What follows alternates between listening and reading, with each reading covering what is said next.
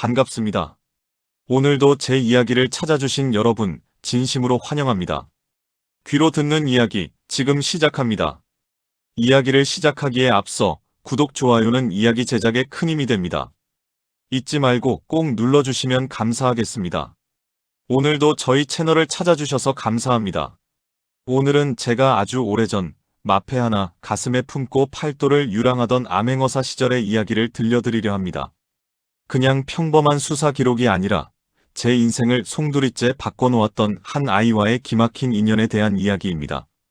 이 이야기는 3만자에 달하는 아주 긴 여정이 될 것 같으니 편안하게 자리를 잡고 제 목소리에 귀를 기울여 주시길 바랍니다. 때는 바야흐로 낙엽이 붉게 물들어가던 어느 가을날이었습니다. 저는 임금님의 밀명을 받고 경상도 어느 이름 없는 고을에 머물고 있었죠. 낡은 갓에 해진 도포를 걸치고 시장통 국밥집에서 끼니를 때우고 있었습니다. 그런데 옆자리에서 소란이 일더군요. 웬 덩치 큰 비단 장수가 5살 남짓해 보이는 꼬질꼬질한 아이의 멱살을 잡고 소리를 지르고 있었습니다. 네 이놈, 내 전대를 내 놈이 훔쳤지? 어서 내놓지 못할까? 하고 말입니다. 아이는 겁에 질릴 법도 한데 눈이 아주 맑고 형형했습니다. 아이는 담담하게 입을 열었죠. 아저씨, 저는 아저씨 전대를 훔치지 않았어요. 아저씨 전대는 지금 아저씨 말 안장 밑에 끼어 있는데요. 비단 장수는 코웃음을 쳤습니다. 이놈이 어디서 거짓말을 하느냐? 내가 분명히 품에 넣은 걸 확인했는데. 그러자 아이가 다시 말했습니다. 아까 아저씨가 말에서 내릴 때 몸을 왼쪽으로 크게 기울이셨잖아요. 그때 비단 주머니가 스르륵 밀려내려가는 소리를 제가 들었거든요. 그리고 아저씨 오른쪽 신발 밑창에 묻은 진흙을 보세요.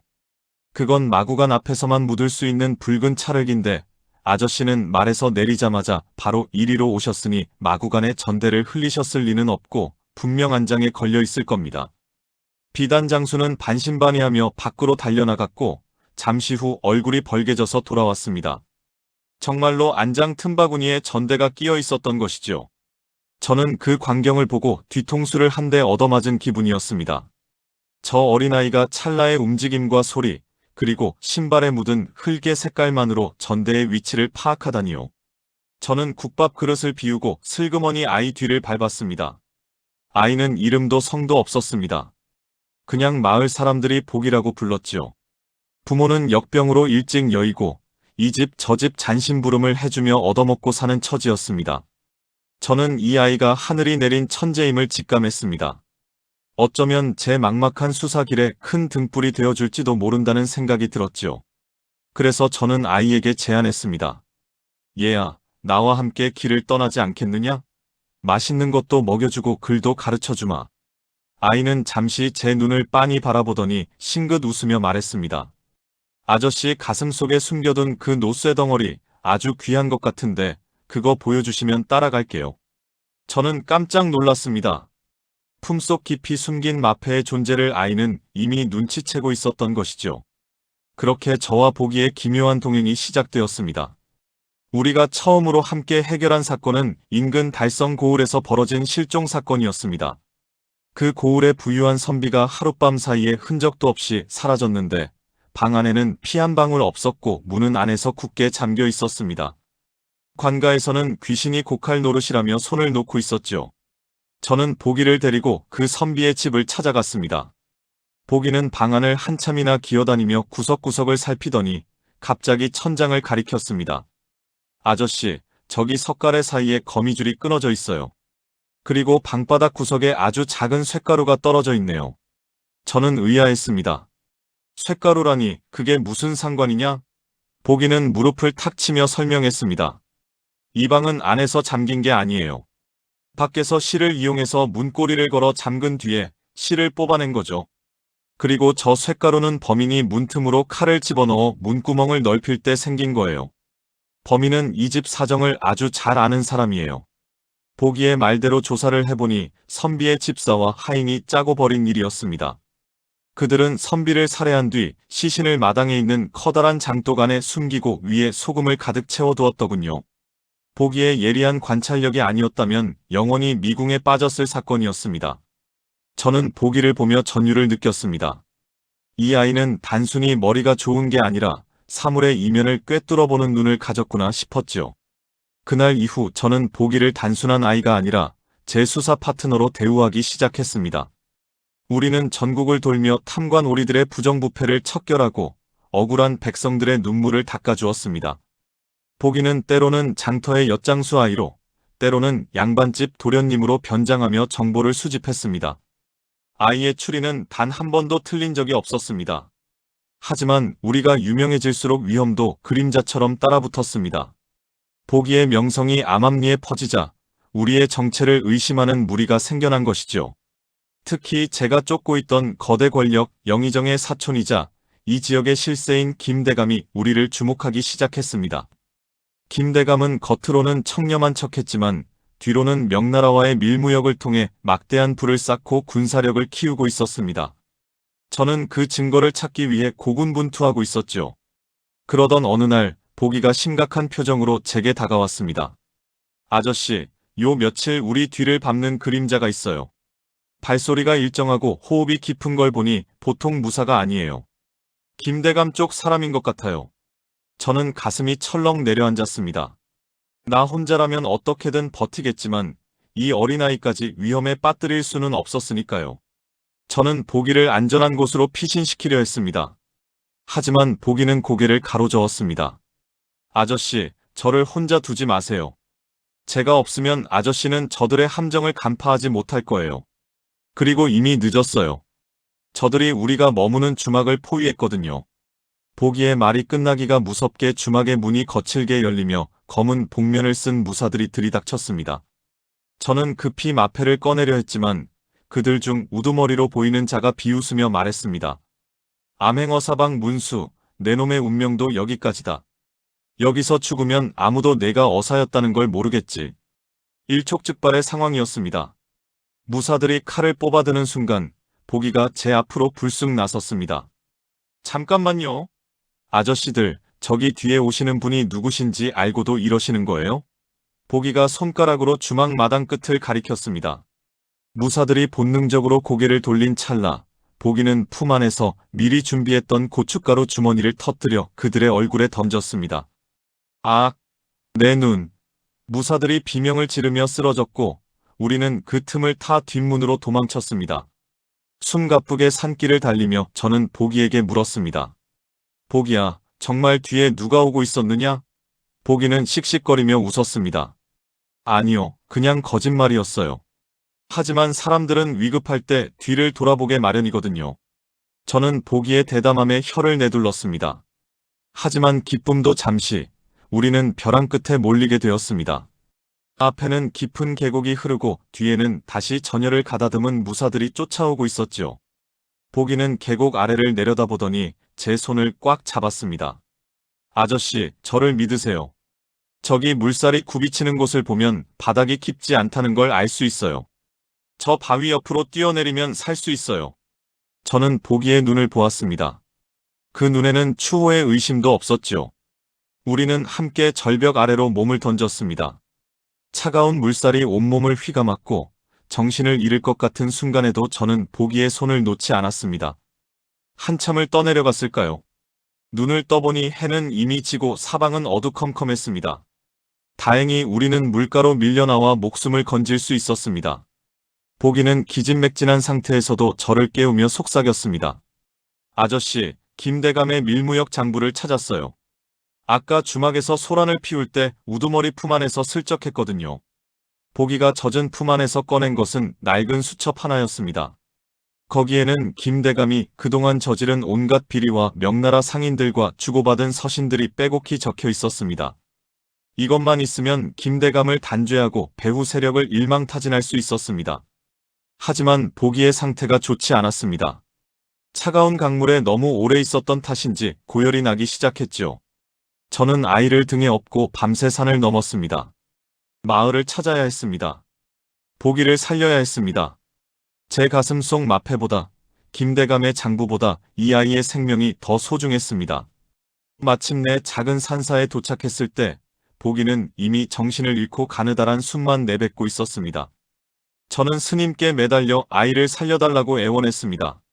스님은 아이의 맥을 짚어보시더니 긴 한숨을 내쉬었습니다. 이 아이는 기력이 다했습니다. 선천적으로 몸이 약한데 너무 큰 머리를 써서 기가 다 소진된 것이죠. 며칠간 정성을 다해 간호하면 고비는 넘기겠지만 앞으로는 절대로 머리를 쓰는 일을 해서는 안 됩니다. 평범하게 살아야만 목숨을 보존할 수 있습니다. 저는 그 말을 듣고 가슴이 무너져 내리는 것 같았습니다. 이 천재적인 아이에게 평범하게 살라는 것은 날개를 꺾으라는 소리와 같았으니까요. 하지만 아이를 잃을 수는 없었습니다. 며칠 뒤 보기가 겨우 눈을 떴습니다. 아이는 제 얼굴을 보더니 힘없이 웃으며 물었습니다. 아저씨, 장부는요? 김대감은 잡았나요? 저는 아이의 손을 잡고 눈물을 흘리며 말했습니다. 그래, 다 해결되었다. 이제 다 끝났어. 너는 이제 아무 걱정하지 말고 쉬기만 하면 된단다. 보기는 제 눈을 가만히 응시하더니 뭔가를 눈치챈 듯 했습니다. 아저씨, 제가 이제 추리를 못하게 된 거죠? 제 머릿속에 가득하던 그 소리들이 이제 안 들려요. 세상이 너무 조용해졌어요. 저는 아무 말도 할 수 없었습니다. 그 후로 저는 김대감 일당을 모두 잡아들여 법의 심판을 받게 했습니다. 임금님께서는 제 공을 높이 큰 상을 내리려 하셨지만 저는 모든 관직을 내려놓겠다고 청했습니다. 그리고 보기를 데리고 깊은 산골로 들어갔습니다. 사람들의 눈을 피해 보기를 평범한 아이로 키우고 싶었습니다. 우리는 그곳에서 작은 밭을 일구며 평화로운 나날을 보냈습니다. 보기는 더 이상 땅바닥의 흙 색깔을 따지지 않았고 사람들의 말소리에서 거짓을 찾아내려 하지 않았습니다. 그냥 평범한 소년처럼 산으로 들로 뛰어다니며 꽃과 나무를 사랑하는 아이가 되었지요. 그렇게 몇 년이 흘렀습니다. 보기는 이제 어엿한 청년이 되었습니다. 저는 가끔 보기의 눈을 보며 생각했습니다. 저 맑은 눈 뒤에 숨겨져 있던 그 날카로운 통찰력이 정말 사라진 것일까? 아니면 아이 스스로가 살기 위해 그것을 깊은 곳에 묻어둔 것일까? 그러던 어느 날 평화롭던 우리 마을에 낯선 손님이 찾아왔습니다. 한양에서 온 전령이었습니다. 임금님께서 위독하시다는 소식이었습니다. 그런데 단순한 병환이 아니라 궁궐 안에서 벌어진 기이한 독살 사건과 관련이 있다는 것이었습니다. 대신들은 서로를 의심하며 분열되었고 나라는 도탄에 빠질 위기였습니다. 전령은 저에게 울먹이며 말했습니다. 어사님, 제발 도와주십시오. 이 사건을 해결할 수 있는 분은 오직 어사님뿐입니다. 범인은 증거를 하나도 남기지 않았고 궁궐의 의원들도 독의 정체를 밝혀내지 못하고 있습니다. 저는 고민에 빠졌습니다. 제가 나서야 한다는 것은 알았지만 제가 움직이면 보기도 가만히 있지 않을 것임을 알았기 때문입니다. 아니나 다를까 보기가 방 안에서 나왔습니다. 아저씨, 가셔야 해요. 임금님이 위험하시잖아요. 제가 말렸습니다. 아니야, 보기야. 너는 여기 있어라. 내가 다녀오마. 하지만 보기는 단호했습니다. 아저씨, 제 몸은 이제 괜찮아요. 그리고 저는 이미 알고 있어요. 아까 전령이 가져온 서신의 봉투 냄새만 보고도요. 그건 평범한 종이 냄새가 아니에요. 보기의 눈빛이 예전처럼 다시 형형하게 빛나기 시작했습니다. 저는 직감했습니다. 아이가 다시 세상 밖으로 나갈 준비가 되었음을, 그리고 이 사건이 우리에게 마주한 가장 거대하고 위험한 결말의 시작임을 말입니다. 우리는 다시 짐을 꾸려 한양으로 향했습니다. 길을 떠나며 보기가 제게 물었습니다. 아저씨, 이번 일을 해결하고 나면 우리는 다시 이 숲으로 돌아올 수 있을까요? 저는 대답하지 못했습니다. 한양으로 향하는 길목마다 불길한 기운이 감돌고 있었거든요. 까마귀 떼가 하늘을 뒤덮고 마을 사람들은 겁에 질려 문을 걸어 잠그고 있었습니다. 궁궐에 도착했을 때 상황은 생각보다 훨씬 심각했습니다. 임금님은 의식을 잃은 채 누워 계셨고 세자와 대군들 사이에는 팽팽한 긴장감이 흐르고 있었습니다. 저는 보기를 제 조카라고 속이고 궁궐 안으로 데려갔습니다. 보기는 임금님의 침소를 한 바퀴 돌더니 향로에서 피어오르는 연기를 유심히 관찰했습니다. 그리고 임금님의 손톱 끝을 살짝 만져보았지요. 보기가 제 귀에 대고 속삭였습니다. 아저씨, 이건 독이 아니에요. 향나무에 섞인 아주 희귀한 벌레의 알이에요. 이 알이 향과 함께 타면서 사람의 정신을 마비시키는 가스를 내뿜는 거예요. 범인은 의원들이 독을 찾을 거라는 걸 미리 알고 있었던 거죠. 우리는 향로를 조사하기 시작했습니다. 하지만 향로를 관리하던 상궁은 이미 우물에 몸을 던져 목숨을 끊은 뒤였습니다. 증거가 사라질 위기였죠. 그때 보기가 상궁의 방에서 작은 비단 조각 하나를 찾아냈습니다. 거기에는 기이한 문양이 수놓아져 있었는데 그것은 다름 아닌 명나라의 황실 문장이었습니다. 사건은 이제 일국의 권력 다툼을 넘어 국제적인 음모로 번져가고 있었습니다. 저는 등 뒤로 서늘한 소름이 돋았습니다. 우리가 지금 상대하고 있는 적은 상상보다 훨씬 거대하다는 것을 깨달았지요. 보기는 비단 조각을 만지작거리며 깊은 생각에 잠겼습니다. 아저씨, 이 문양을 자세히 보세요. 실의 굵기가 미세하게 달라요. 이건 자수가 아니라 일종의 지도예요. 한양 도성의 비밀 통로를 나타내는 지도요. 범인은 지금 궁궐 안에 숨어 있는 게 아니에요. 바로 이 지도 끝이 가리키는 곳에 있죠. 보기가 가리킨 곳은 도성 외곽에 버려진 사당이었습니다. 우리는 군사들을 대동하고 그곳으로 달려갔습니다. 사당 지하에는 놀랍게도 김대감의 잔당들과 명나라에서 건너온 자객들이 가득했습니다. 그들은 임금님을 시해하고 나라를 혼란에 빠뜨린 뒤 자신들의 입맛에 맞는 인물을 왕위에 올리려 했던 것입니다. 치열한 전투가 벌어졌습니다. 저는 칼을 휘두르며 적들을 막아냈고 보기는 그 혼란 속에서도 적들의 우두머리가 도망치는 방향을 정확히 짚어냈습니다. 저쪽이에요. 무너진 담벼락 뒤쪽 지하도로 연결되어 있어요. 마침내 우리는 음모의 핵심 인물을 생포하는 데 성공했습니다. 하지만 기쁨도 잠시 사당이 무너지기 시작했습니다. 적들이 미리 설치해둔 화약이 터진 것이죠. 저는 보기를 감싸 안고 밖으로 뛰쳐나왔습니다. 거대한 폭발음과 함께 사당은 형체도 없이 사라졌습니다. 연기가 자욱한 가운데 저는 품 안의 보기를 확인했습니다. 다행히 큰 부상은 없었지만 보기는 숨을 거칠게 몰아쉬고 있었습니다. 아저씨, 이제 정말 다 끝난 거죠? 임금님도 깨어나실 거고요. 저는 고개를 끄덕이며 보기를 꼭 껴안았습니다. 그래, 내 덕분에 나라를 구했단다. 보기는 안도의 미소를 지으며 제 어깨에 머리를 기대었습니다. 그리고 아주 작은 목소리로 중얼거렸습니다. 아저씨, 저 사실은 다 알고 있었어요. 아저씨가 제 친아버지가 아니라는 거요. 그리고 제 부모님이 역병으로 돌아가신 게 아니라 김대감 무리에게 죽임을 당했다는 것도요. 저는 큰 충격을 받았습니다. 보기는 이 모든 것을 처음부터 알고 있었으면서도 저를 따라다니며 묵묵히 도와주었던 것입니다. 보기는 저를 보며 속삭였습니다. 하지만 상관없어요. 저에게 진짜 아버지는 아저씨뿐이었으니까요. 저를 살려주시고 그를 가르쳐주시고 사람답게 사는 법을 알려주셨잖아요. 이제 저도 부모님의 원수를 갚고 나라를 구했으니 여한이 없어요. 보기의 목소리가 점점 작아졌습니다. 저는 보기를 흔들며 소리쳤습니다. 보기야, 안 된다. 정신 차려라. 아직 해야 할 일이 많지 않으냐? 너랑 같이 다시 그 숲으로 돌아가야지. 보기는 희미하게 웃으며 눈을 감았습니다. 스님의 말대로 너무 큰 머리를 쓴 탓에 기력이 완전히 소진되어 버린 것이었습니다. 저는 보기를 등에 업고 미친 듯이 궁궐로 달렸습니다. 의원들이 달려오고 임금님이 깨어나셨다는 소식이 들려왔지만 제 귀에는 아무것도 들리지 않았습니다.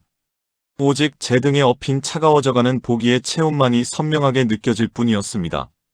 그날 이후 저는 다시는 마패를 잡지 않았습니다. 임금님은 저에게 영의정 자리를 제안하셨지만 저는 그 대신 보기를 위한 작은 사당을 짓고 싶다고 청했습니다. 보기는 죽지 않았습니다.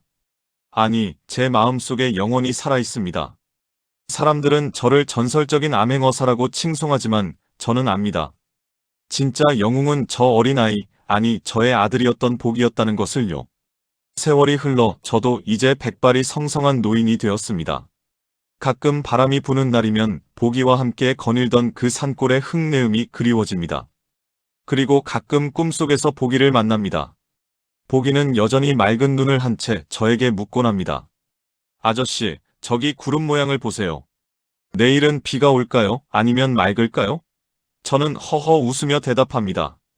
보가, 네가 더 잘 알지 않느냐? 그러면 보기는 천진하게 웃으며 제 손을 잡습니다. 여러분, 추리 천재 아이를 데려다 키운 한 암행어사의 이야기는 이렇게 끝이 납니다. 하지만 이것이 정말 끝일까요? 보기가 남긴 수첩의 마지막 장에는 아직 풀리지 않은 암호 같은 글귀가 남아 있었습니다. 그 글귀가 가리키는 곳은 북쪽 국경 너머 또 다른 거대한 음모의 시작점을 향하고 있었죠. 저는 이제 늙고 지쳤지만 보기가 남긴 그 마지막 수수께끼를 풀기 위해 다시 길을 떠날 준비를 하고 있습니다. 어느덧 밤이 깊었군요. 제가 그 암호를 들고 북쪽으로 향하며 겪었던 상상조차 할 수 없었던 기이한 일들에 대해 들려드리겠습니다. 보기가 마지막까지 제게 남기려 했던 메시지는 무엇이었을까요? 그리고 그 아이의 정체에는 우리가 몰랐던 또 다른 비밀이 숨겨져 있었을까요? 북방의 얼어붙은 땅에서 발견된 보기의 흔적과 사라진 줄 알았던 제국의 후예들에 대한 이야기로 이어집니다. 과연 보기는 정말로 죽은 것일까요? 아니면 이 모든 것이 또 다른 거대한 추리의 시작이었을까요? 눈이 시리도록 하얀 북방의 설원을 상상해 보셨습니까? 숨을 쉴 때마다 코끝이 얼어붙고 들이마신 공기가 폐부를 찌르는 그 차가운 땅 함경도로 저는 다시 길을 나섰습니다. 제 나이 70을 바라보는 노구였지만 가슴속에 품은 보기의 수첩이 저를 자꾸만 북쪽으로 밀어냈습니다. 사람들은 말했습니다. 어사 어른, 그 연세에 그 험한 곳을 어찌 가시렵니까? 보기는 이미 하늘의 별이 되었는데 무엇을 찾아 떠나시는 겁니까? 하지만 저는 대답할 수 없었습니다. 보기가 남긴 그 마지막 암호, 하얀 까마귀가 잠든 곳이라는 그 짧은 문장이 제 심장을 다시 뛰게 만들었으니까요. 한양을 떠나 보름을 걸어 드디어 함경도 변방의 한 주막에 도착했습니다. 그곳은 조선의 끝이자 오랑캐의 땅과 맞닿은 험악한 곳이었죠. 주막 안에는 가죽옷을 입은 거친 사내들과 국경을 넘나드는 상인들이 가득했습니다. 저는 구석에 자리를 잡고 앉아 보기의 수첩을 펼쳤습니다. 그런데 그때 제 옆자리에서 술을 마시던 한 노인이 제 수첩을 힐끗 보더니 툭 한마디를 던졌습니다. 영감님, 그 종이에 적힌 글귀를 어디서 보셨소? 그건 이 근처에서 전해 내려오는 귀신들의 언어인데 말이오. 저는 깜짝 놀라 노인을 바라보았습니다. 귀신들의 언어라니요? 그게 무슨 말씀입니까? 노인은 술잔을 비우더니 낮게 속삭였습니다. 저기 멀리 보이는 개마고원 깊은 골짜기에 가면 눈이 오나 비가 오나 산을 지키는 그림자들이 있다고들 하지요. 그들은 말을 하지 않고 오직 저런 기이한 기호로 서로 소통한다오. 마을 사람들은 그들을 하얀 까마귀라고 부르지요. 제 손이 떨리기 시작했습니다. 하얀 까마귀. 보기가 수첩에 남긴 바로 그 단어였습니다. 저는 노인에게 매달렸습니다. 그들이 어디에 있는지 아십니까? 제발 알려주십시오. 노인은 저를 측은한 듯 바라보더니 손가락으로 북동쪽 산맥을 가리켰습니다. 저 산을 3개 넘으면 안개가 거치지 않는 계곡이 나올 거요. 하지만 조심하시오. 그곳에 들어간 사람 중에 제정신으로 돌아온 사람은 아무도 없으니까요. 저는 다음날 날이 밝기도 전에 보찜을 챙겨 산등성이를 올랐습니다. 무릎이 시리고 숨이 턱끝까지 차올랐지만 보기가 살아있을지도 모른다는 한 줄기 희망이 저를 버티게 했습니다. 사흘을 헤맨 끝에 저는 노인이 말한 안개 계곡에 도착했습니다. 정말로 그곳은 낮임에도 불구하고 앞이 보이지 않을 정도로 짙은 안개가 깔려 있었습니다. 그런데 이상한 일이었습니다. 안개 속에서 은은한 향기 하나가 느껴졌습니다. 그것은 예전에 보기가 임금님의 독살 시도를 알아냈을 때 언급했던 그 희귀한 향나무의 냄새였습니다. 저는 홀린 듯 향기를 따라 걸었습니다. 얼마나 걸었을까요? 갑자기 눈앞에 안개가 마법처럼 걷히며 작은 마을 하나가 나타났습니다. 그곳은 조선의 양식도, 명나라의 양식도 아닌 기묘한 집들이 옹기종기 모여있는 곳이었습니다. 마을 입구에 들어서자 흰옷을 입은 사람들이 저를 무표정하게 바라보았습니다. 그들의 눈은 하나같이 맑고 깊었는데 어딘가 모르게 보기의 눈매를 닮아 있었습니다. 저는 마을 광장 한복판에서 크게 소리쳤습니다. 보가, 여기 있느냐? 내 아비가 왔다. 하지만 돌아오는 것은 공허한 메아리뿐이었습니다. 그때 마을에서 가장 커 보이는 집의 문이 열리며 한 여인이 걸어 나왔습니다. 그녀는 눈부시게 하얀 옷을 입고 있었는데 저를 보더니 깊은 한숨을 내쉬었습니다. 박문수 어사님, 결국 여기까지 오셨군요. 저는 그 여인을 본 순간 자리에 주저앉고 말았습니다. 그녀는 10여 년 전 궁궐에서 보기가 죽던 날 사라졌던 그 상궁의 얼굴과 너무나 닮아 있었기 때문입니다. 죽은 줄 알았던 상궁이 어떻게 여기에 있는 것일까요? 그녀는 저를 방 안으로 안내했습니다. 방 안에는 수많은 책과 기이한 도구들이 가득했습니다. 여인이 입을 열었습니다. 보기는 이곳의 아이였습니다. 정확히 말하면 대대로 천기를 읽고 세상의 이치를 꿰뚫어보는 지혜를 가진 하얀 까마귀 일족의 후예였지요. 그 아이가 어사님을 만난 것은 우연이 아니었습니다. 우리 일족은 나라에 큰 위기가 닥칠 때마다 지혜로운 자를 선택해 세상으로 보냅니다. 보기는 그 임무를 완수하고 돌아온 것이죠. 저는 떨리는 목소리로 물었습니다. 그렇다면 보기가 살아있다는 말입니까? 그 아이는 지금 어디에 있나요? 여인은 말없이 구석에 놓인 커다란 거울 하나를 가리켰습니다. 거울 속에는 한 청년이 등을 돌린 채 앉아 무언가를 열심히 적고 있는 모습이 보였습니다. 그 뒷모습, 그 어깨선은 분명히 제가 키웠던 보기의 모습이었습니다. 저는 거울로 달려가 소리쳤습니다. 보가! 하지만 제 손은 거울 표면에 닿을 뿐 안으로 들어갈 수 없었습니다. 여인이 슬픈 목소리로 말했습니다. 보기는 그날 궁궐에서 정말로 기력이 다했습니다. 하지만 우리 일족의 비법으로 육신은 보존할 수 있었죠. 다만 세상과의 인연을 모두 끊어야만 숨을 이어갈 수 있는 가사 상태에 들어갔습니다. 저 거울 속에 보이는 모습은 보기의 혼이 기록을 남기고 있는 모습입니다.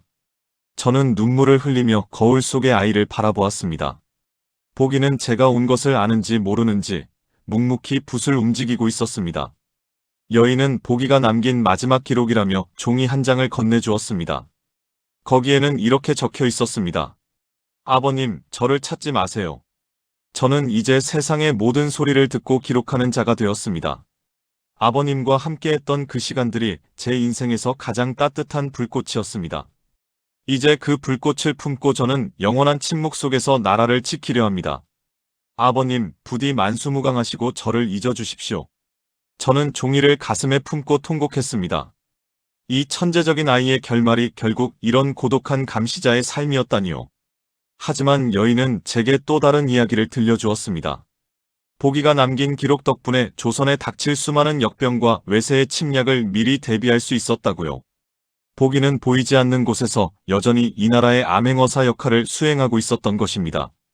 저는 마을을 떠나기로 결심했습니다. 보기의 평화를 방해하고 싶지 않았으니까요. 마을을 내려오는 길에 저는 다시 안개 속에 갇혔습니다. 그런데 이번에는 안개 속에서 누군가의 목소리가 들려왔습니다. 아저씨, 길 조심하세요. 저기 바위 왼쪽으로 돌아가셔야 발을 안 엇디뎌요. 저는 멈춰서서 뒤를 돌아보았습니다. 아무도 없었지만 그것은 분명히 어린 시절 보기의 맑은 목소리였습니다. 저는 웃으며 대답했습니다. 그래, 보가. 고맙구나. 아비는 이제 걱정하지 마라. 네가 이 세상을 지키고 있으니 나도 발 뻗고 잘 수 있겠구나. 저는 다시 주막으로 돌아왔고 한양으로 향하는 길을 잡았습니다. 제 가슴 속에는 이제 보기의 수첩 대신 보기가 준 그 마지막 기록이 들어 있었습니다. 그런데 말입니다, 여러분. 이야기는 여기서 끝이 아닙니다. 한양으로 돌아가는 길에 저는 이상한 소문을 듣게 됩니다.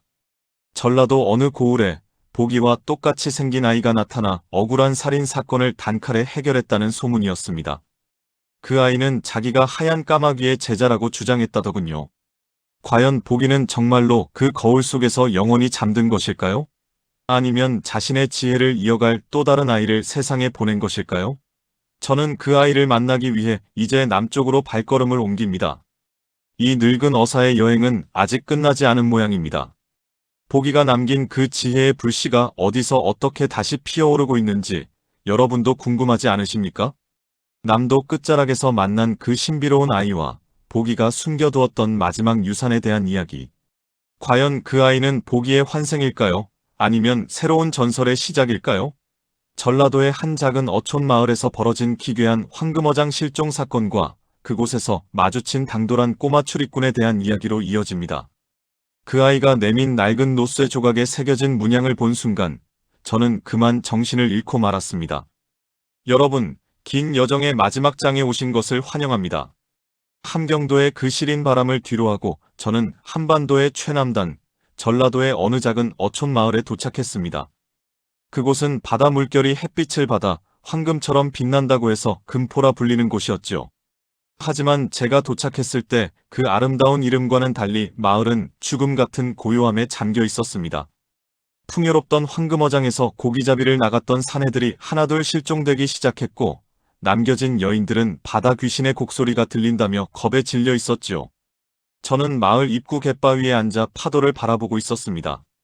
그런데 저 멀리서 67살 정도로 보이는 아이 하나가 파도가 들이치는 바위 틈바구니에서 무언가를 열심히 찾고 있더군요. 아이의 몸집은 작았지만 움직임은 놀라울 정도로 기민했습니다. 제가 다가가 무엇을 하느냐고 묻자 아이는 고개도 돌리지 않은 채 대답했습니다. 할아버지, 여기 바위 틈에 낀 조개 껍데기들이 다 한쪽 방향으로만 깨져 있어요. 이건 바다 귀신이 아니라 인위적인 큰 파도가 주기적으로 몰아쳤다는 증거예요. 배들이 가라앉은 건 귀신 때문이 아니라 누군가 만든 함정 때문일 거예요. 저는 심장이 멈추는 줄 알았습니다. 그 말투, 그 관찰력, 그리고 사물의 이면을 꿰뚫어보는 그 명석함까지. 아이는 제 등에 엎여있던 보기의 어린 시절과 너무나도 닮아 있었습니다. 제가 멍하니 서 있자 아이는 품 안에서 낡은 노쇠 조각 하나를 꺼내 보여주었습니다. 그것을 본 순간 저는 그만 바닥에 주저앉고 말았습니다. 그것은 제가 보기를 잃었던 그날 사당의 폭발 속에서 부서져 나갔던 제 암행어사 마패의 일부분이었습니다. 제가 평생을 가슴에 품고 다녔던, 그리고 보기가 그토록 신기해하며 만지작거렸던 그 마패의 귀퉁이였지요. 너 이 물건을 어디서 얻었느냐? 제 목소리가 파르르 떨렸습니다. 아이는 맑은 눈으로 저를 올려다보며 웃었습니다. 어떤 형아가 줬어요. 자기는 이제 더 이상 이게 필요 없다고, 조금 기다리면 아주 나이가 많고 눈물이 많은 할아버지가 자기를 찾아올 텐데 그때 이 조각을 보여주라고 했어요. 그리고 그 할아버지는 제 스승님이 될 뿐이라고도 했고요. 아이의 이름은 도리였습니다. 도리는 저를 마을 뒤편의 작은 동굴로 안내했습니다.